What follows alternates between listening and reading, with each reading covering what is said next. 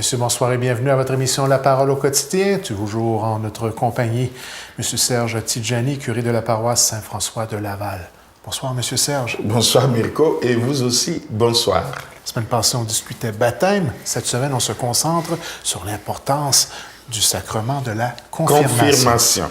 Puis j'allais faire une blague plate en disant, ça y est, on arrive à la grande graduation. Ah, moi j'allais dire une blague plate de dire, c'est confirmé, vous êtes présent. Ça y est, c'est confirmé.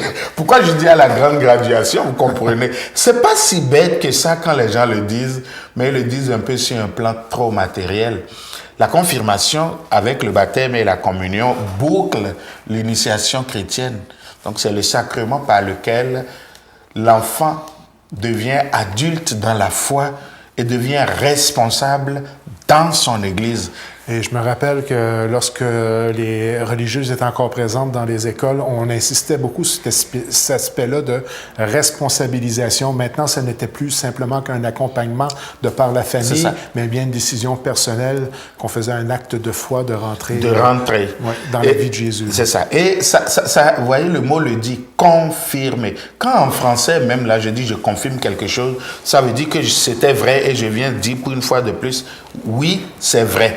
Alors, quand je viens à la confirmation, je ne suis plus un bébé porté dans des draps blancs, là. Je suis un adulte debout, même si c'est 8, 10, 11 ans. Et je viens dire ce que mes parents avaient dit quand j'étais dans un berceau et qu'ils m'ont amené ici dans l'église. Je viens confirmer que je suis d'accord avec. Et je viens confirmer cette foi qu'ils m'ont transmise.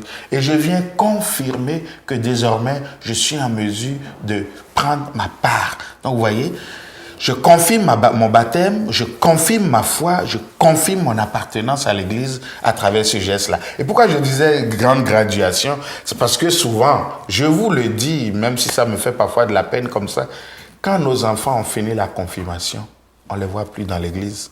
J'ai entendu ça. Vous n'êtes pas le seul curé à avoir eu des paroles dans ce sens-là. Normalement, là, quand l'enfant finit la confirmation, je devrais même dire, voici ta place à l'église et ton siège est réservé. Ton siège est réservé. Tu es chez toi et désormais, là, c'est à toi que ça appartient. On est chanceux, il y a de la place. Il y a de la place. On pourrait se permettre dans nos églises. Tout à fait, tout à fait. Est-ce que ce qu'on vient de résumer quand même assez rapidement donne quand même une bonne définition de ce en quoi consiste la confirmation? Bon, j'ajoute maintenant, on a blagué tout autour, mais qu'est-ce que ce sacrement-là fait? On a dit ça confirme la foi de notre baptême, ça confirme ma vie chrétienne, ça confirme mon engagement à être chrétien et à être responsable. En quoi faisant? En me donnant de façon spéciale, j'insiste sur le spécial, la force de l'Esprit Saint. Alors, la confirmation, c'est le sacrement par lequel je reçois de façon officielle, de façon spéciale, l'Esprit Saint. Et c'est avec la force de cet esprit que je deviens adulte en Église. Est-ce que la Bible elle-même parle justement du sacrement de la confirmation? Bon, là encore, je dis oui, tout de suite. J'ai dit tout à l'heure, ce que je reçois ou celui que je reçois fondamentalement à la confirmation, c'est l'Esprit Saint. Alors, la Bible nous parle de l'Esprit Saint dès le début. Genèse 1, l'Esprit du Seigneur planait sur les eaux. Hein? Ézéchiel, je vous répandrai sur vous mon esprit. L'autre prophète, je donnerai mon esprit, vos fils et vos filles prophétiseront. Isaïe, l'Esprit du Seigneur est sur moi. Donc, l'Esprit du Seigneur a toujours accompagné les grandes personnes qui doivent aller accomplir une mission. Et même Jésus, quand il reçoit le baptême de Jean-Baptiste, dont nous avons parlé très vite la dernière fois, on dit l'Esprit descend sur lui sous forme de colombe. Et c'est l'Esprit qui le conduit après au désert. Donc l'Esprit Saint a été toujours la présence qui a donné la force pour que les gens entrent en mission, accomplissent le mandat qu'ils ont reçu. Mais deux textes dans le Nouveau Testament, dans le livre des Actes des Apôtres, c'est le récit de la Pentecôte que nous lisons toujours en première lecture les dimanches de la Pentecôte, où on dit les disciples étaient enfermés et l'Esprit Saint descend sur chacun d'eux sous forme de colombe. Et que se passe-t-il? Ces gars-là qui avaient peur et qui fermaient la porte, ils ont la force, ils sortent, ils n'ont plus peur de parler, ils prêchent, ils n'ont même plus peur de mourir pour leur foi, et tout le monde les comprenait. Donc, l'Esprit Saint est descendu sur eux et leur a donné la force de la mission. Et deuxième test, c'est par rapport aux gens de Samarie. Acte 8, ce test-là est un peu drôle. Les apôtres s'en vont, il y a quelques apôtres, surtout Philippe, qui s'en va prêcher en Samarie, une zone que les autres n'ont pas voulu aller, et il les baptise, il revient. Alors, Jean et les autres apôtres arrivent et apprennent que les gens de Samarie ont reçu la foi, ils ont été baptisés. Alors, Pierre et Jean vont faire le contrôle. Et quand ils arrivent, ils demandent aux gens, avez-vous reçu l'Esprit Saint? Et les gens leur répondent tout naïvement, nous n'avons même pas su qu'il existait un Esprit Saint. Et Pierre et Jean prient sur eux, leur imposent les mains et leur donnent l'Esprit Saint. Et tout de suite, ces gars qui étaient païens et qui viennent de recevoir le baptême vivent la même chose que ce que les apôtres avaient vécu le jour de la Pentecôte. Alors, tout ça pour montrer que la confirmation vient comme un sacrement qui vient boucler, confirmer le baptême et faire un lien avec le baptême. Si tu reçois le baptême et que tu n'es pas rendu à la confirmation, c'est inachevé. Et tu n'es pas vraiment en église un adulte. Et un adulte, si tu n'es pas adulte, tu ne peux pas être responsable. Est-ce que c'est un sacrement qui part de l'intérieur vers l'extérieur ou de l'extérieur vers l'intérieur dû au cheminement qu'on a fait? Les deux. Les deux parce que d'abord de l'intérieur, il ne faut pas oublier que la foi est toujours un don. Et donc recevoir un sacrement, c'est un don. Mais qui crée le don en nous, qui crée le désir en nous, c'est Dieu. Donc le sacrement part de nous. Le baptême que j'ai reçu, et on m'a éduqué, on m'a fait cheminer dans cette foi. Rendu à un moment, je me rends compte que je veux faire un pas de plus. Même si mes parents m'aident, m'accompagnent, je veux faire, le baptême c'est je le veux moi, le baptême, la confirmation c'est je le veux, je veux faire un pas de plus. Donc c'est à partir de tout ce que les autres m'ont donné au dehors et que j'ai intériorisé en moi que je fais la demande et la démarche pour la confirmation. Mais c'est en même temps un élément extérieur en ce sens que c'est par ce geste-là que la communauté à laquelle j'appartiens peut dire cet enfant-là, on peut désormais s'y fier parce qu'il est rendu adulte au milieu de nous. On peut lui confier la responsabilité de répandre la foi et de défendre la foi. Les deux mots-là, c'est pas rien. Répandre la foi, quand tu as reçu la confirmation, tu as reçu la mission officielle maintenant, toi aussi d'aller évangéliser, d'aller témoigner de ton baptême. Mais défendre la foi aussi, quand on parle mal de ta foi, quand on parle mal de ton Dieu, de ta religion, maintenant, là, comme tu es confirmé, tu as la force de te lever, de dire non, ce n'est pas ça, c'est ceci. Donc, vous voyez, c'est ce sacrement. C'est pour ça que c'est seulement quand on a reçu la confirmation dans l'Église qu'on peut recevoir les autres sacrements, qu'on peut avoir une responsabilité. Et avec l'ensemble des critiques qu'on a maintenant dans la société en ce qui concerne l'ensemble des religions, ça devient vraiment d'actualité de souligner cette importance. Ça devient d'actualité. On devient des défenseurs de la pratique. De la foi, oui. La foi, oui. On devient des défenseurs de notre foi, de nos valeurs chrétiennes, par la confirmation. Ce qui signifie quoi? Si j'ai amené mon enfant à la confirmation, il faut que je lui apprenne, que je continue de lui dire, aïe, au nom de ta confirmation, voici ce que tu dois enseigner, voici ce que tu dois défendre. Et dans une société laïque où les gouvernements souvent sont portés justement à prôner cette laïcité-là, des fois ça peut devenir pratiquement gênant de dire qu'on est catholique. Oui, et justement, ta confirmation te donne la force. Avec la présence de l'Esprit Saint, ta confirmation te donne la force de pouvoir dire, moi, je suis chrétien. Parce qu'à toutes les époques de l'histoire, ça s'est vécu. Ça s'est vécu. On n'est pas nouveau, là. Exact. Il ne faut pas qu'on pense que c'est au 21e siècle que nous, aujourd'hui, au Québec, on souffre un martyre.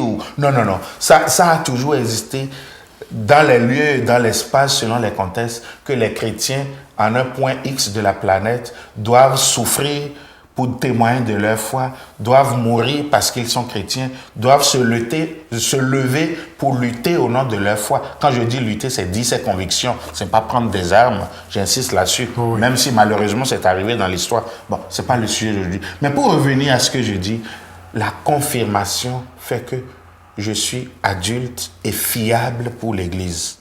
Et vous allez remarquer, quand les gens arrivent pour demander le mariage, on va commencer à vérifier quand même s'ils sont confirmés. Parce que c'est un adulte qui se marie, mais il n'est pas adulte s'il n'est pas confirmé. Si même les gens viennent et ça choque les gens, puis je dis, c'est aussi clair que ça. Pour que tu sois coach, il faut que tu connaisses le jeu. Il faut que tu sois mieux que les joueurs qui sont sur le terrain. Alors, le parrain d'un baptême, la marraine d'un baptême d'un enfant qu'on va baptiser, il est comme un coach. La confirmation, c'est comme ce qui te permet de dire, il connaît tout le jeu, même si la foi est à développer encore. Belle analogie. Alors, on m'amène un enfant qu'on veut baptiser. Le parrain qu'on me donne n'a pas fini son initiation. Et on me dit qu'il va être le coach de l'enfant qui va être baptisé. L'Église dit, ça ne marche pas. Il n'est pas apte. Il n'est pas apte. Et c'est la même chose. Si je vais chercher un coach pour mon jeu, c'est parce que lui, il est déjà rendu à un niveau. Je ne prends pas quelqu'un dans l'équipe pour en faire le coach de l'équipe. Alors, c'est la même chose. Et puis, donc, vous voyez, devenir prêtre, vivre n'importe quel autre sacrement, c'est d'abord la confirmation. Parce que là, je deviens adulte et je peux répandre, défendre, annoncer ma foi, vivre, témoigner de ma foi dans le monde.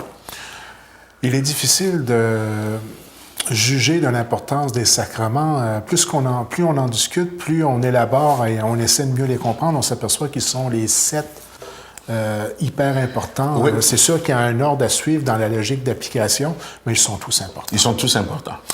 Justement, comment on le célèbre? Comment on la pratique? Comment est célébré ce sacrement? Bon, là, je ne sais pas si je vais embrouiller les gens, mais il faut savoir que l'Église catholique a 2 traditions, en gros. La tradition latine, à laquelle vous et moi nous appartenons, et la tradition orientale. Les orthodoxes catholiques de tout genre, les maronites, les syriens, on en retrouve. Si vous faites un tour à Montréal ou à Québec, on est plus habitué à les voir là. Les églises d'Orient, comme en Irak, en Syrie, au Liban, ces églises-là qui sont tout aussi catholiques que nous, mais qui ne sont pas de même culture et de même rite que nous. Alors, dans ces églises orientales-là, quand l'enfant a été baptisé, on le confirme tout de suite. Et en ce moment, on dit, tu es rendu adulte et on va lui apprendre à être adulte. Alors, c'est le prêtre ou l'évêque qui baptise, qui le confirme là, tout de suite. Mais nous, dans l'Église catholique latine, on a créé un espace entre le baptême et la confirmation. Pour dire, on t'a baptisé, prends le temps de cheminer, de mieux comprendre. Et quand tu comprendras mieux, viens, on va confirmer ce qu'on a fait quand tu étais bébé. Ce qui fait qu'il y a un écart de temps, 7, 8, 10 ans, 12 ans. Habituellement la 5e année. 5e année, donc à peu près 11 ans dans nos milieux ici, où l'enfant revient pour recevoir la confirmation. Et là, c'est l'évêque qui vient ou qui délègue quelqu'un. Et habituellement, c'est toujours l'évêque selon notre pratique à nous. Oui. Puis vous avez bien dit tantôt, ça peut être le prêtre ou Ça l'évêque peut être le prêtre au niveau oriental. Oui. D'accord. Parce que, et là, quand l'enfant vient et que le prêtre ou le diacre, pas le diacre, excusez, surtout pas le diacre, le prêtre ou l'évêque qui est le ministre normal, il prend l'huile, le saint crème, la même huile qui a été utilisée au baptême et il le met sur le front de l'enfant et il lui dit « Reçois l'Esprit Saint, le don de Dieu ». Et c'est ça le sacrement. C'est par cette onction-là qu'il le confirme dans son baptême, qu'il le confirme dans l'Esprit Saint et qu'il le confirme dans sa mission de chrétien. Alors, le geste fondamental est là et maintenant tout le reste va préparer au geste. Quand on va arriver pour une célébration de confirmation, avant d'arriver au geste du sacrement, qu'est-ce qu'on va faire? On va redire la foi. Parce que c'était sur cette foi-là qu'on l'a baptisé. Voyez-vous, donc c'est logique. Rappelle la foi sur laquelle on t'a baptisé. Rappelle que tu as compris l'engagement que tu avais pris. Et là, maintenant, on lui donne l'onction. On le fait confirmer. Donc, c'est ça le geste de la confirmation. Qu'est-ce que ça donne de plus? Là, vous me posez une question que j'avais eue en examen. Ah oui, Quand carrément. j'étais étudiant au séminaire. Et pour la petite histoire, ça m'a fait garder. Vous ne l'avez pas oublié. Hein? Non, c'est le numéro 1303 Oh boy. du catéchisme de l'Église catholique. Ben, ça m'étonnerait que c'était formulé exactement de la même façon par contre. Hein? Qu'est-ce que ça donne? Ça donne Alors, si vous allez prendre le catéchisme de l'Église catholique, donc lui qui est sorti en 92, là, pas votre vieux catéchisme là, hein, et non pas celui-là, mais 92, vous allez voir au numéro 1303 ce que la confirmation nous apporte. Alors, quand je préparais cette émission, j'ai dit, je vais me faire le plaisir de le relire et de me rappeler qu'il y a 30 ans, ou peut-être il y a 25 ans, je ne sais plus, je faisais un examen là-dessus. Alors, on dit ceci. De fait, la confirmation apporte croissance et approfondissement de la grâce baptismale. Croissance et approfondissement de ce que j'ai reçu au baptême. Et on va en enligner. Elle nous enracine profondément dans la filiation divine qui nous fait dire Abba, Père. Enraciner plus profondément. Donc le lien avec le baptême. Je suis vraiment enfant de Dieu. Elle nous unit plus fermement au Christ parce que c'est l'onction du baptême, l'onction du Christ que nous recevons encore à la confirmation. L'onction là qui fait de nous image de Jésus. Voyez-vous? Elle augmente en nous les dons de l'Esprit Saint. Et vous connaissez les 7 dons de l'Esprit Saint. OK. Elle rend notre lien avec l'Église plus parfait. Parce que là, je dis, tiens, je suis vraiment des vôtres et on avance ensemble. Elle nous accorde une force spéciale de l'Esprit Saint pour répandre et défendre la foi par la parole et l'action en vrai témoin du Christ, pour confesser vaillamment le nom du Christ et pour ne jamais éprouver de honte à l'égard de la croix. Hein? Moi, je m'arrête sur ce dernier élément-là. La confirmation, c'est le sacrement qui me donne la force de dire devant le monde, je suis chrétien, j'assume d'être chrétien, j'ai des valeurs chrétiennes, j'ai une foi chrétienne et je vis en raison, en vertu de ces valeurs-là. Et vous n'allez pas me faire faire autre chose. C'est la confirmation qui est le sacrement qui me donne la force de vivre ça.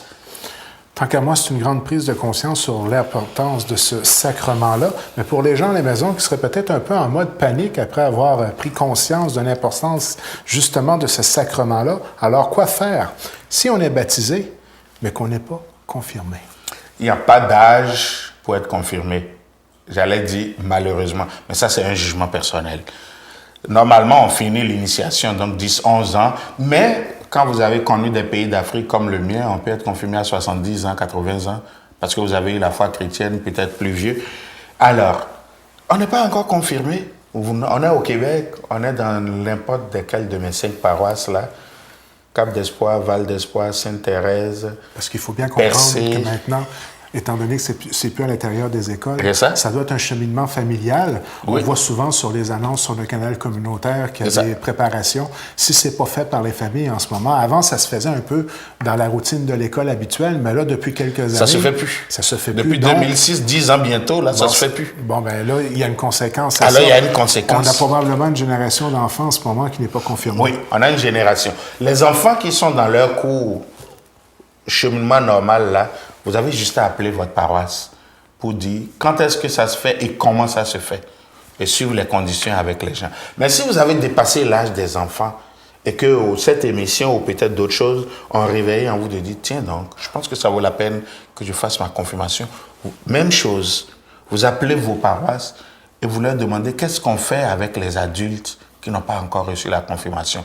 Et ils vont certainement vous donner une personne qui va vous accompagner. Et on ne peut pas se marier si on n'a pas reçu la confirmation. On ne pourrait pas, parce que pour qu'on te marie, ça va te prendre qu'on te donne une autorisation de dire, OK, on sait qu'il est mûr, qu'il est adulte, on va laisser faire. Mais tu vois, tu commences à avoir des concessions. Tu ne suis plus la voie normale des choses. Donc, ce n'est pas impossible. Non, ce n'est pas impossible. Alors, pour revenir avec quoi faire quand on est baptisé et qu'on n'est pas encore confirmé, qu'on aille faire la démarche et qu'on ne soit pas gêné. Et moi, j'ai vu depuis 7 ans passés, maintenant que je suis dans le secteur ici, j'ai vu pas mal d'adultes qui ont dit « j'en ai besoin ». Puis moi, dans ma vie de prêtre, la première fois où j'ai eu à célébrer des confirmations, ça a été dans mes paroisses ici, parce que ça a été des adultes. Je pense que la première fille était à 23 ans à l'époque, quand elle a senti la nécessité de faire la confirmation. Elle a fait tout le cheminement, puis elle a écrit à l'évêque, et l'évêque, comme ça lui arrive parfois, dit « bon, on ne va pas attendre mon prochain tour. Occupe-toi d'elle, elle a fait le chemin, je t'autorise à la confirmer. » Mais l'évêque aurait pu venir. Donc, vous voyez, ça se fait. Et il ne faut pas être gêné. Si c'est notre Surtout foi, pas. Soyez pas gênés. Il n'y a jamais d'âge pour apprendre. Et il n'y a jamais d'âge pour grandir. Et si la confirmation est le sacrement qui me fait grandir, eh bien, j'y avance et je grandis dans ma foi avec. En terminant pour cette semaine. En terminant pour cette semaine, moi, je voulais juste nous conscientiser sur le sacrement de confirmation que nous avons reçu en lien avec le baptême. Voyez-vous, je continue de faire des préparations de confirmation, 50 à 60 dans le secteur par année. Ça veut dire que j'ai une jeunesse de relève. Mon rêve et l'espoir de l'Église, c'est que la confirmation ne soit pas juste un rite scolaire, un rite dû à l'âge, mais que ce soit quelque chose qui nous relie, qui nous rattache à notre foi et à notre communauté. On finit la confirmation et je ne vois plus les enfants à l'église. Je ne vois plus les parents. Comment pouvons-nous assurer la relève quand on n'est pas là? C'est mon rêve à moi de dire, j'espère que quand nous aurons grandi dans la foi avec la confirmation, nous comprendrons que la communauté dépend aussi de la façon dont nous y sommes présents, de la responsabilité que nous y prenons. Alors, quand vous avez été confirmé dans une paroisse, dites-vous désormais, ici, là, c'est chez nous et j'ai une job à faire dedans. Et en cela, l'église aussi, c'est chez nous et j'ai quelque chose à vivre dedans. Ne déconnectez plus, ne déconnectez pas le sacrement de confirmation que vous avez reçu de votre être chrétien et de la réalité de vivre en communion avec votre église. Je vous laisse sur cette réflexion et sur cet appel en espérant vraiment que quelque chose va changer et que, au nom de notre baptême et de notre confirmation, nos communautés vont devenir beaucoup plus vivantes. Merci et gardez la même espérance que moi.